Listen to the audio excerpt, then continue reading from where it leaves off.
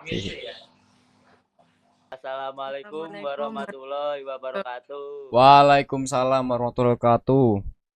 Kami dari kelompok 10 akan menjelaskan tentang konsumsi, tabungan, dan investasi.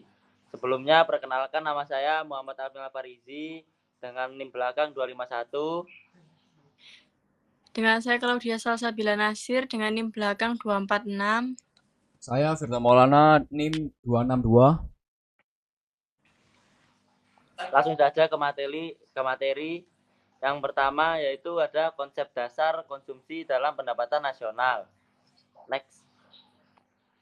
Nah, konsumsi itu besar pengertian dasar dari konsumsi itu yaitu besarnya konsumsi itu ditentukan oleh pendapatan yang diperoleh.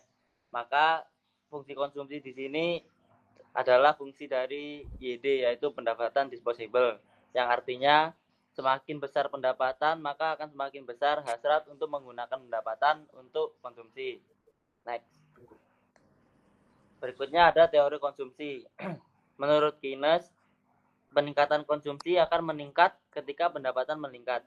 Namun, peningkatan konsumsinya tidak akan sebanyak peningkatan pendapatannya. Bahkan lebih kecil dari kenaikan pendapatan. Nah, selanjutnya ada hipotesis Keynes tentang teori konsumsi. Yang pertama yaitu MPC merupakan kenaikan konsumsi dari setiap unit pendapatan di mana MPC antara 0 dan 1. Yang kedua, APC turun ketika pendapatan naik. Dan yang ketiga, pendapatan merupakan determinan konsumsi, sedangkan tingkat tabungan tidak memiliki peran penting. Nah, berikutnya yaitu ada fungsi konsumsi. Fungsi konsumsi yaitu A plus BY atau A plus MPCY, di mana A untuk mencari A adalah APC kurangi MPC dikali Y, dan B adalah MPC. Selanjutnya di sini ada tabungan. Pengertian tabungan adalah sisa pendapatan yang tidak dikonsumsi secara makro. Tabungan memiliki peranan yang sangat penting karena merupakan sumber dana bagi investasi. Pada gilirannya, investasi kemudian mempengaruhi pendapatan nasional karena merupakan komponen barang modal. Next. Fungsi tabungan. Fungsi tabungan dalam teori ekonomi adalah hubungan antara pendapatan dan tabungan yang diterima oleh rumah tangga. Fungsi tabungan ini dapat direpresentasikan secara matematis. Rumus fungsi tabungan sendiri, S sama dengan Y min C. Dengan keterangan S tabungan, Y pendapatan, C konsumsi. Fungsi tabungan memiliki kesamaan dengan fungsi konsumsi, yaitu keduanya bergantung pada pendapatan yang siap dibelanjakan. Menurut teori klasik, tabungan adalah fungsi dari tingkat suku bunga.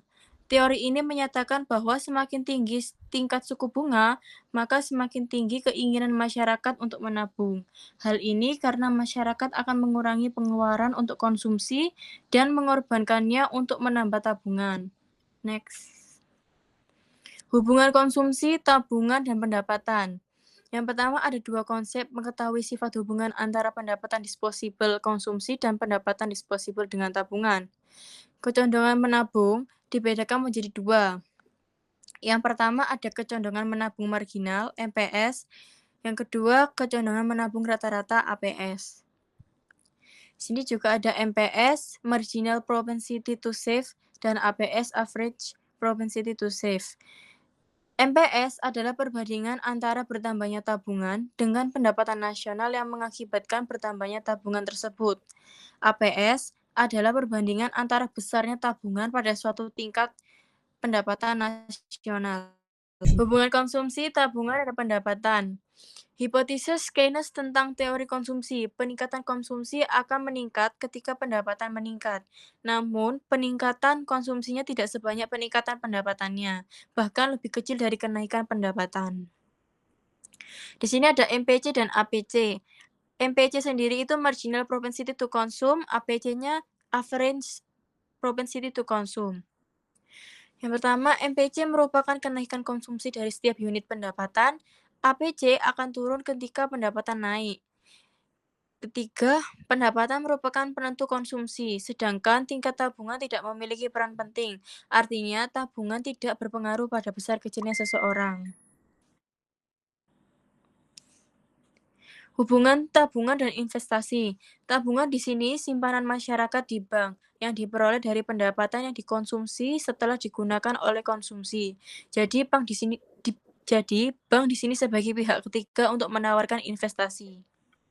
Oke, pengertian investasi. Investasi itu kegiatan menanamkan modal atau sumber daya dalam aset ataupun proyek dengan tujuan mendapatkan keuntungan di masa depan. Investasi dapat dilakukan dengan berbagai cara dan instrumen, seperti saham, obligasi, real asset, mata uang, komoditas, dan perusahaan startup. Terus fungsi investasi itu ada 3. Menjaga nilai aset, investasi dapat membantu mempertahankan nilai aset agar tidak menurun akibat kena inflasi. Dan yang kedua, memenuhi kebutuhan di masa depan. Investasi sendiri dapat membantu memenuhi kebutuhan yang menunjang di masa depan. Dan yang ketiga, menambah sumber pemasukan. Investasi secara tidak langsung memberikan pendapatan tambahan. Jenis investasi. Yang pertama, investasi real. Investasi terhadap barang modal seperti untuk pembelian pabrik, mesin-mesin, peralatan produksi, atau gedung baru. Dan yang kedua itu investasi persediaan. Investasi dalam bentuk persediaan baik bahan baku produksi maupun barang jadi yang digunakan sebagai cadangan dengan tujuan meningkatkan keuntungan masa mendatang. Ketiga, investasi residensial. Investasi dalam bentuk tempat tinggal seperti rumah, kantor, dan apartemen. Determinan investasi. Faktor yang mempengaruhi investasi yang pertama itu tingkat bunga.